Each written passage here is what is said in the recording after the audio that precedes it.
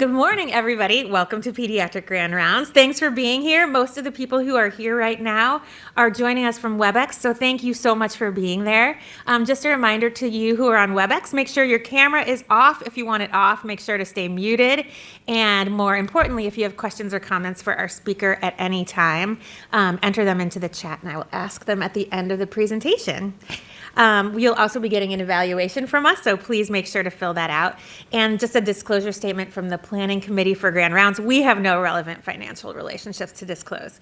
And so from here, I will introduce our fantastic speaker for today. Dr. Lori Ruttman is a quality improvement researcher and associate professor at Seattle Children's and University of Washington School of Medicine. Dr. Ruttman completed her residency in pediatrics at Lucile Packard Children's Hospital, and then in 2011, she moved to Seattle for fellowship in pediatric emergency medicine, and then joined the Division of Pediatric Emergency Medicine at Seattle Children's and University of Washington as faculty in 2014. She has published numerous peer-reviewed manuscripts related to QI interventions and participated in the development of the Squire 2.0 guidelines. In addition to a lot of other responsibilities, she's also director of the University of Washington and Seattle Children's Quality Improvement Scholars Program. So excited to have her speaking with us today. Welcome, Dr. Ruttman. Thank you. You got everything you need? Yeah, clap louder.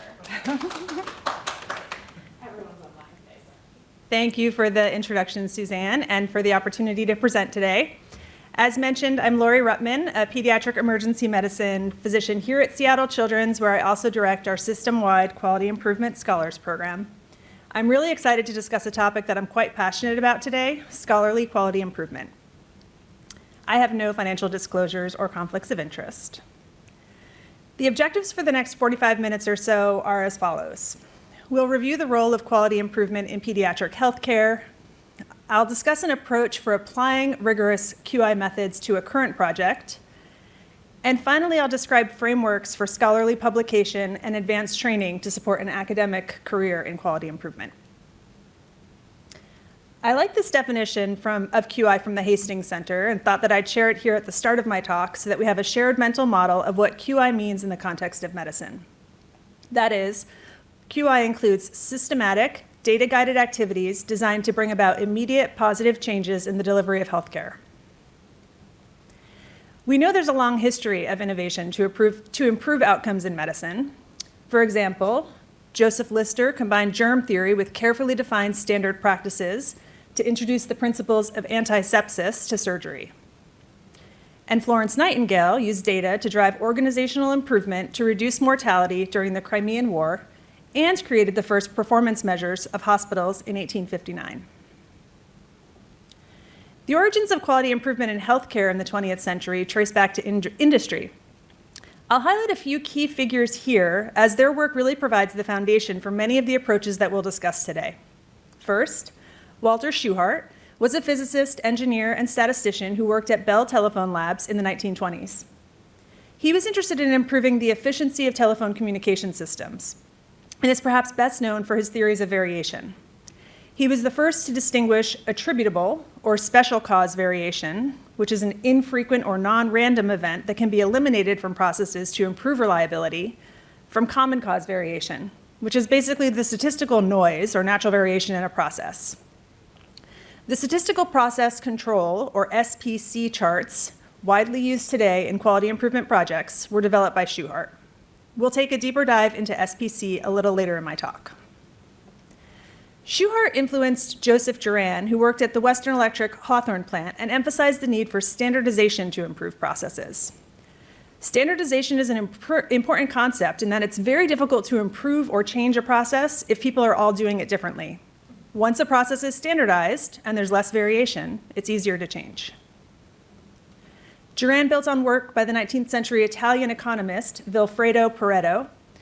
In working to understand the causes of variation, he developed Pareto charts, which help identify the most frequent cause of defects and clarified the applicability of the 80-20 rule in healthcare, that 80% of the results come from 20% of causes. And finally, W. Edwards Deming was another protege of Shewhart. Deming's system of profound knowledge forms the theoretic basis for current improvement science. He popularized the Plan, Do, Check Act, or Plan, Do, Study Act, PDSA cycle, which is a concept of iteratively implementing a change, followed by assessing the impact of that change to continuously improve. This idea is fundamental to all modern QI approaches. In 1999, the Institute of Medicine published To Err is Human, which catalyzed the need for improvement of US healthcare systems by estimating that nearly 100,000 patients died of medical errors each year. This was followed in 2001 with Crossing the Quality Chasm, which provided overarching guidelines for improving medical care through 6 aims for improvement. The 6 aims for healthcare improvement specified that high-quality care should be safe, timely, effective, efficient, equitable, and patient-centered. It was around this time that pediatricians were called to action. We saw many opportunities for improvement in the work that we were doing, and QI in pediatrics was born. Since the publication of the IOM reports, multiple pediatric studies have documented remarkable quality and safety improvements in several domains, including catheter-associated bloodstream infections, adverse drug events, and other serious safety events. Pulling on the practices and principles of Lister and Duran, the case was made for improving patient outcomes by care standardization, reducing variation in care delivery. Numerous single-center and collaborative-based interventions followed. The articles here reflect only a very small fraction of the QI literature around pediatric asthma management. And QI interventions related to care standardization and guideline adherence have expanded far beyond pediatric asthma to include bronchiolitis, febrile neutropenia, sepsis, gastroenteritis, the list goes on. Quality improvement interventions in pediatrics have also targeted mental health care, ward discharge efficiency, and finally, over the past decade, we've seen a growth in the intersection of pediatric quality improvement and health equity. The limited examples I've provided demonstrate the breadth and depth of quality improvement interventions in pediatrics over the past 20 years. In short, we're all doing this work every day, and we've been doing it now for a long time. But is it scholarly? I like this cartoon of a person at a tattoo shop asking how much to get promotion written all over me.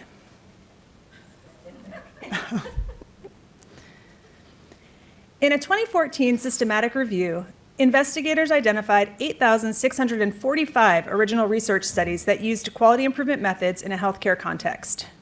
Since 2006, more than 500 studies appeared annually, accelerating to more than 1,000 each year since 2010. Drilling down to the pediatric QI literature, manuscripts with the phrase quality improvement in the title have quintupled in the last decade. This rapid rise in scholarly publication indicates that QI has emerged as an area of academic focus. This systematic review of QI articles in the pediatric ICU literature demonstrated similar findings. The number of publications on quality improvement interventions in PICUs has been increasing since those first IOM reports in the mid-1990s. However, low-quality articles continue to be published, even in recent years. Concerns over the quality and rigor of QI studies was also highlighted in this 2018 editorial in JAMA Internal Medicine. Clearly, the broad field of academic medicine has not yet agreed on the role of scholarly QI. So where do we go from here? We've established that quality improvement has a long history in medicine, and over the past 20 years, QI has seen tremendous growth in pediatrics. A breadth of QI interventions in pediatrics have addressed the dimensions of healthcare quality, which are safety, efficiency, effectiveness, equity, defined in that IOM report. The number of QI publications in pediatric medical literature is increasing, but there's still uncertainty about the rigor of QI studies and whether this work can serve as a foundation for an academic career in medicine. I would argue that quality improvement can indeed be scholarly.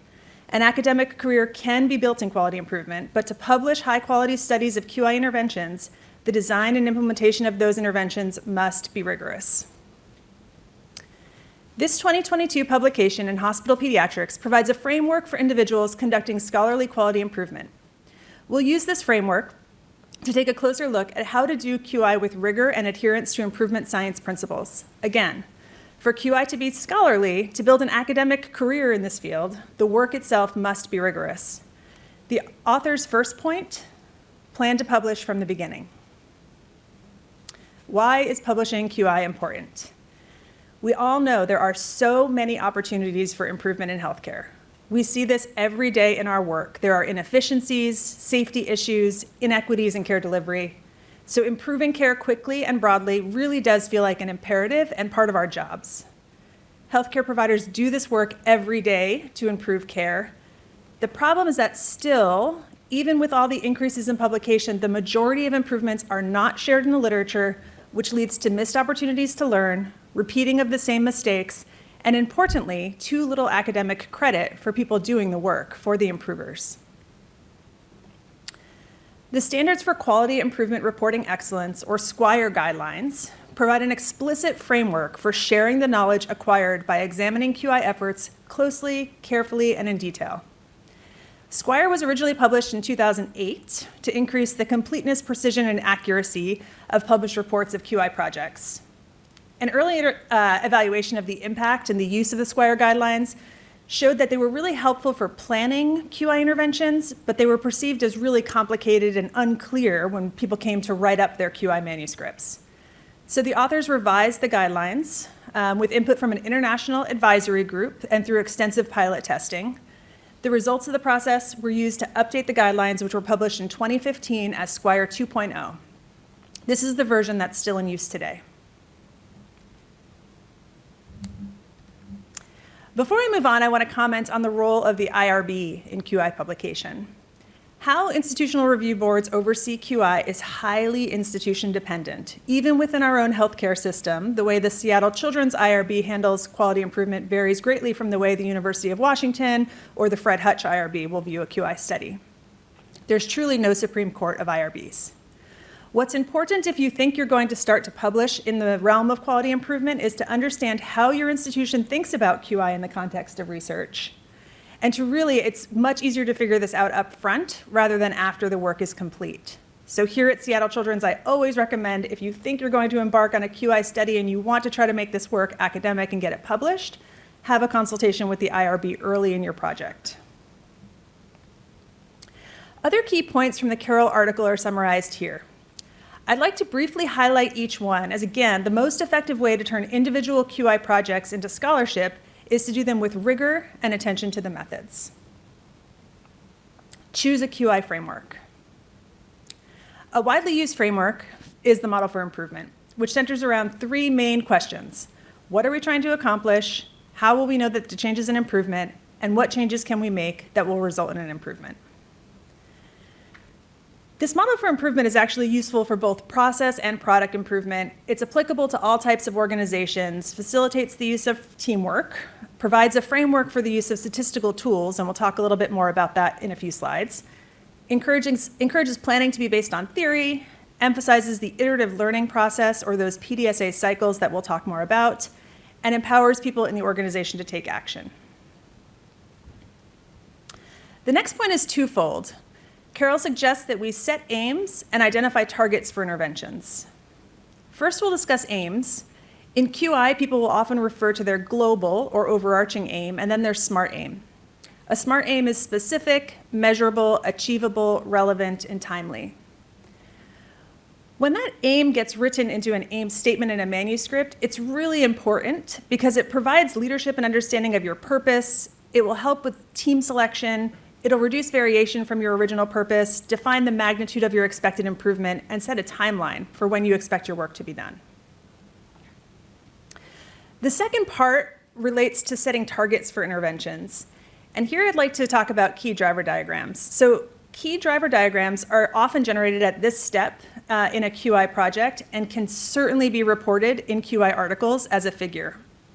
A key driver diagram serves as a visual representation of that SMART aim, the theories behind a quality initiative, and potential interventions with relationships with each component visually connected with arrows. Basically, it outlines what part of the systems must change, so the drivers, and how they will change, which are the interventions, to achieve the aim or outcome. Although the key driver diagram is usually formed early in a project, it's really a living document that should be updated as the team learns more, and it's really meant to be a useful roadmap for a carefully and thoughtfully designed QI project. Driver diagrams are similar to conceptual models or logic models.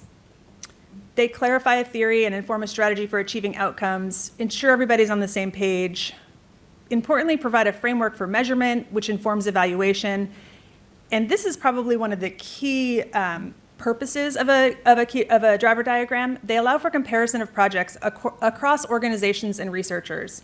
For those of you who have heard me talk about quality improvement before, context is really everything, and individual context is going to vary from hospital to hospital, from system to system, from state to state.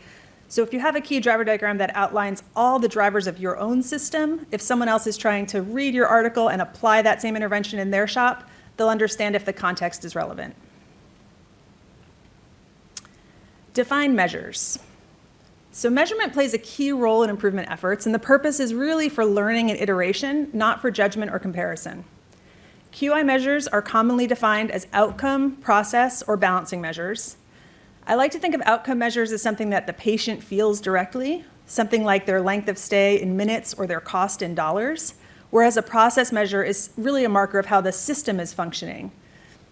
Balancing measures could be either an outcome or process type measure. They're really intended to measure any unintended consequences of the intervention.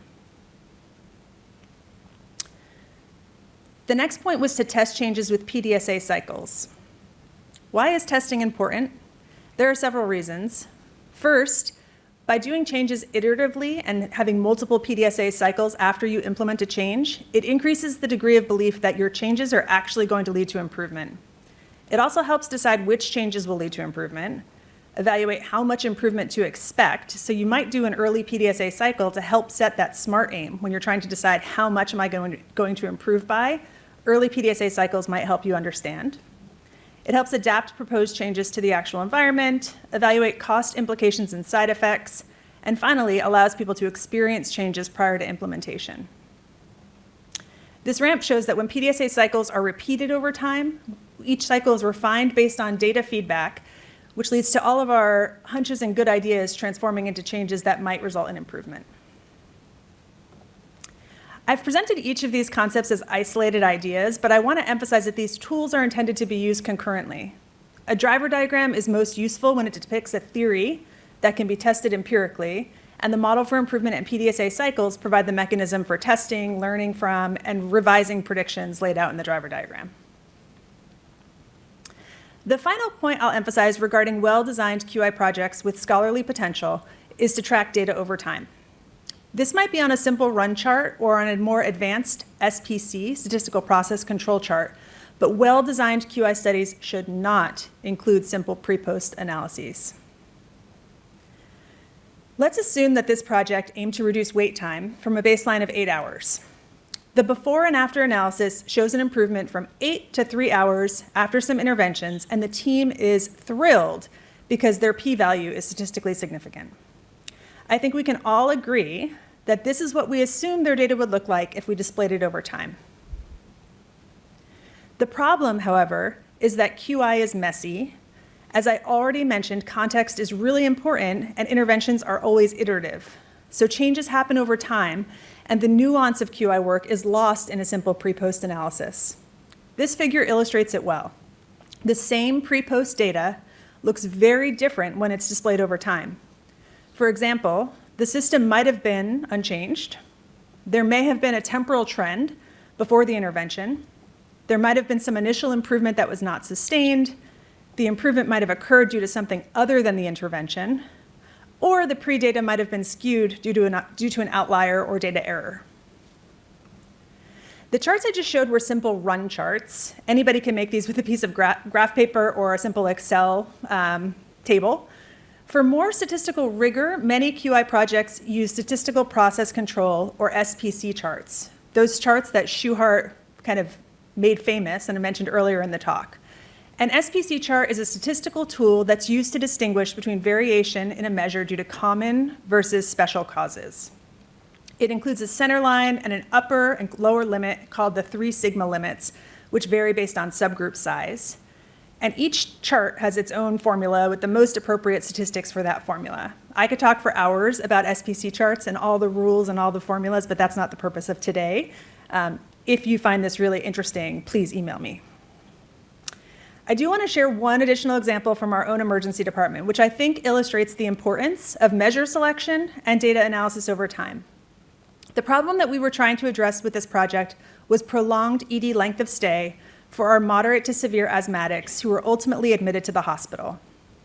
In fact, when we performed an audit of our asthmatics in the ED from October 2010 to March 2011, we found that almost 90% of patients who had a high respiratory score of 9 to 12 after their first hour of therapy in the emergency department were ultimately admitted to inpatient. Reflecting on the model for improvement, we asked, what change can we make that will result in an improvement? Because asthma care in the emergency department was and still is really closely tied to a well-established clinical pathway, we decided to add a decision to admit step after the first hour of care for kids who still had a very high respiratory score. Our aim was to determine the impact of adding this standardized objective admission criteria after the first hour of asthma treatment on ED length of stay for admitted patients, the time to the bed request order, and the percent of asthma admissions and inpatient length of stay. And our balancing measures were here. Our most important balancing measure, remember the measure for unintended consequences, was the overall percent of asthma admissions. An unintended consequence of making a disposition decision sooner could be that we just admit more children than necessary. And we didn't see a change in our overall percent of asthma admissions immediately following implementation of this pathway modification. But we did note special cause early in the fall of 2012. With the rule here was that there were 2 out of 3 points in the outer 1/3 of the upper control limit. Again, I could give a separate talk on SPC. Just know that this is a signal on an SPC chart that indicates something out of the ordinary is going on that is not due to chance alone. We did this because we had this signal on our chart. We decided to investigate and figure out what happened that fall. In early September of 2012, much like in recent years, 4,000 lightning strikes ignited over 100 fires in the eastern foothills of the Cascades, and by October 2012, over 100,000 acres had burned. Poor air quality due to the wildfire smoke seemed like a plausible explanation, but did the fires actually affect air quality in Seattle on the other side of the Cascades? It turns out yes, PM 2.5, or fine particulate matter concentrations, rise as a result of wildfire smoke, and as the levels rise, air quality decreases. So this is a chart from the EPA which demonstrated an increase in these PM 2.5 concentrations in the greater Seattle area during the time of the eastern Washington wildfires, and also during the time of our increased asthma admissions. Our control chart was annotated with the wildfires as a possible explanation for that special cause variation that we saw in asthma admissions. And importantly, we continued to follow our data after this event, which demonstrated a return to the prior baseline as air quality improved. What's important here is that if we'd only done a pre-post analysis, we would have seen a statistically significant increase in asthma admissions after our intervention, and we might have concluded that our new admission criteria were leading us to over-admit patients. So the elements we reviewed represent an approach to scholarly quality improvement with the understanding, again, that publishing rigorous QI studies starts with well-designed QI projects. To pull this all together, I'd like to share some tips for designing QI to make it scholarly that ultimately get your work published. The first is to keep notes with ideas, changes, and theories. Write down the dates for all of your PDSA cycles because you'll forget. Determine your most important data elements and sketch out your run charts or your SPC charts before you start. As anyone who has tried to do a QI project knows that data collection can be really time intensive and it's often very expensive, so don't waste time with extraneous data. Just get your main data right and make sure that your run or control charts match your aim. It's important when you've started to write your paper that you have a trusted colleague who's not involved in the project read an early draft of your manuscript, remembering that not everyone knows what's happening in the UW Department of Peds or if your project was a strategic priority by the hospital board. Avoid jargon and abbreviations. Make outlines with the Squire guideline nearby. Write your methods before you're done, then your results, then your intro, discussion, and abstract, and use the active voice. For an individual physician to do this, to turn QI work into a scholarly career, advanced training and support can be incredibly valuable. The authors of this paper, including our very own Dr. Ralston, argue that a successful program to develop scholars in QI would ideally have the following elements: a curriculum about the scholarly aspects of quality improvement, experiential learning through a QI project, structured mentorship, faculty development for mentors of the scholars, and clear expectations for the generation of scholarly output. Locally, the University of Washington and Seattle Children's Quality Improvement Scholars Program is designed with each of these elements in mind. This competitive program provides a mentored QI research experience. Scholars receive formal QI research methodology, didactics, and dedicated data analytic and statistical support for their projects, with an expectation that they will submit a first authored manuscript for publication by the end of their program participation. And in fact, many programs exist around the country to support advanced training and quality improvement. A few additional ones are highlighted here. But will any of this get you promoted? This says you're being promoted from ordinary guy to ordinary guy who's been here a while. There's definitely a movement across the country toward promotion guidelines that value scholarship in quality improvement and patient safety. In this study by Stager et al., promotion criteria from the Department of Medicine at 20 institutions were evaluated. The authors identified 3 innovative practices in their review of the promotion criteria from institutions that recognized QI and patient safety as a path to academic promotion. The first was that there was language specifically acknowledging that faculty contributions in quality and safety are essential to the core mission of the department. The second is that there's an expansion of the definition of scholarship to include the scholarship of application. And the third is that there's an explicit framework in the promotions process for evaluating and recognizing activities in quality and safety. This national trend is encouraging, with many institutions having both implicit and explicit criteria for promotion based on a portfolio of scholarly quality improvement work. If this has you excited to get started, I've listed some of my favorite resources here. The improvement guide is really kind of an overall approach to quality improvement work. It's a great starting point if you're interested in learning more about QI, how to do it in a rigorous fashion, and how to make it scholarly. The Healthcare Data Guide is a book that really focuses on statistical process control, all of the details of how to do SPC, how to choose the right chart, what rules you're using to determine if special causes are happening. Quality Improvement Through Planned Experimentation is a book that offers some more approaches to designing and implementing QI studies. It's very helpful if you're thinking about doing an educational QI intervention. And then there are just some free resources that I encourage anyone to check out who might be interested in learning more. The IHI, or Institute for Healthcare Improvement, has an open school, which you can access with an EDU email address for free, with lots of short, very succinct and well-done lessons in quality improvement. And then the Squire website has a ton of information, local writing workshops, and lots of just more detailed information about what the intent of the guidelines are, how to define some of the terms that are in the guidelines, and that website is squirestatement.org. So that brings me to the end of my talk. To summarize, for over 20 years, QI theories and interventions have impacted many dimensions of pediatrics. I hope I've convinced you that QI interventions that are systematically implemented, iterative, and rigorously evaluated over time can and should be published. And finally, scholarly quality improvement presents opportunities for promotion track faculty to build a robust academic career. Thank you for your time today, and I'm happy to answer any questions.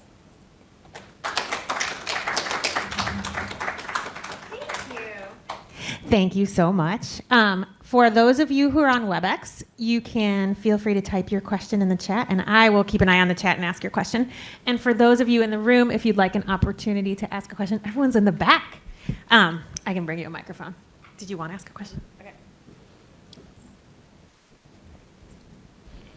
Lori, that was great, and you're just a shining example of how this plays out in real life.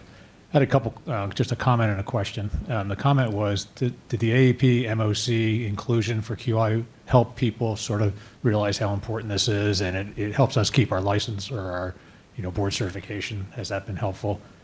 And the second one, when we did Toyota Way and lean processing, we learned to always look for a deliverable that was small and discrete. And with the primary aim, is there a risk of having a primary aim that is too big, and then having a bunch of the primary and secondary drivers, which are actually changeable or changed, but we don't notice it because we're only looking at this big, huge, system change that you're looking for? Thank you, Tony, for that two-part question. First, I'll reflect on the MOC Part 4 credit for QI projects. So I do think that has been extremely helpful in sort of recognizing that there are criteria for evaluating whether a project should qualify for MOC Part 4. I think that it has given physicians sort of more motivation to do quality improvement because there is that sort of benefit on the back end. I know for those of you who attend the Pediatric Academic Societies meetings, one of the other hats I wear is to plan the APA QI research meeting, which is the day before PAS. And that meeting just this year, actually, to draw more people in, any people who are presenting abstracts or posters or academic work at the APA QI meeting will also get MOC Part 4 credit because there is that kind of carrot and that extra benefit. So yes, I think that is huge and has been a big win. The question about setting aims, it's interesting when I do a more drilled down version of this talk about aim statements and smart aims and key driver diagrams. Often, aims can be written in many different ways. And so oftentimes there'll be that big overarching global aim that feels very all encompassing of a project and the thing you're trying to improve. But many teams will write their aims as just very smaller, tangible smart aims that are, even multiple smart aims or multiple components to a smart aim for the same project, because there are all those different layers of things that could improve that you don't want to miss. So it's kind of if you're a lumper or a splitter in how you think about, approaching that aim, approaching the project. If there are multi-dimensions and lots of different things that could improve, I think it's totally fine. And many people will write this kind of multi-part aim statement. Would you like to have an opportunity to talk about the Scholars program that you run, the QI Improvement Scholars program? Sure. Oh. Can I have a question first? Yeah. Okay. Thank you for that, Lori. It's like music to my ears. I feel like I'm your biggest fangirl. I should get one of those little bracelets that the Swifties have. So my question for you is, I feel like I am seeing more and more, probably with this movement, trainees that are QI curious.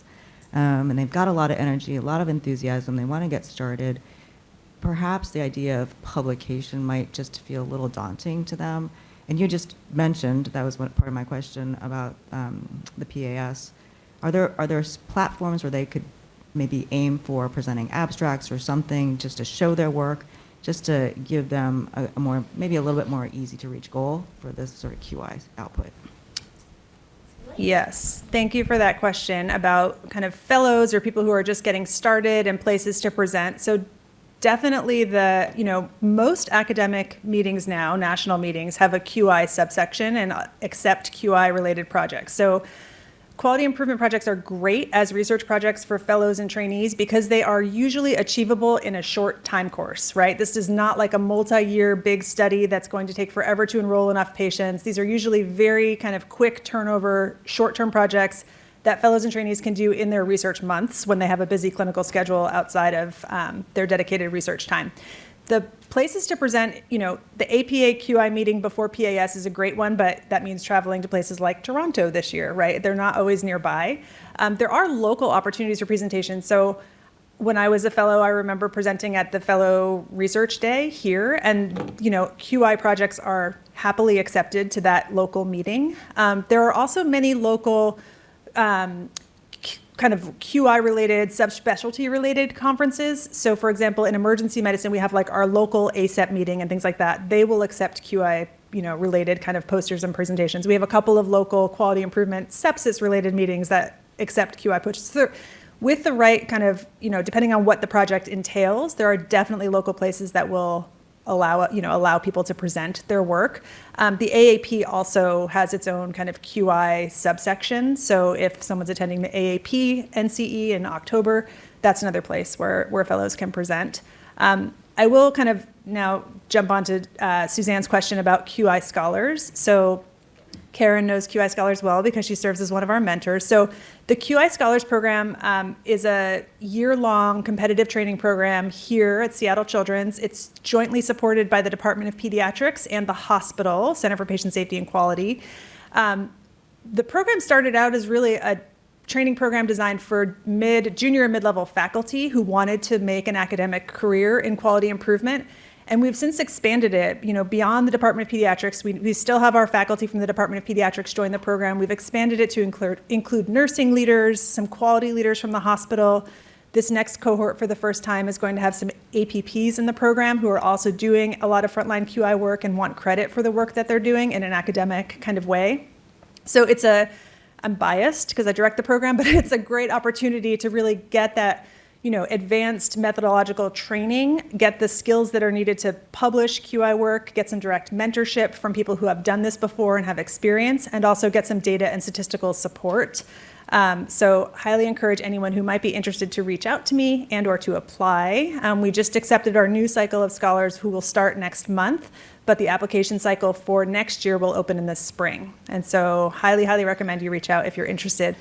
Of note, that program also for fellows and trainees who might just kind of want to get their feet wet, I always hold some open spaces within the curricular sessions for people who want to come in and just audit one of the curricular sessions. So if you're like, oh, this seems really cool and I want to learn more about SPC or about publishing QI, you could come to just that session and sort of see if it's something that speaks to you and that you might want to dive further into. Outstanding. Thank you so much. Yeah. And there also is a QI Scholars related Grand Rounds every spring that Lori runs with the scholars who are participating that year. So we'll just amplify that too.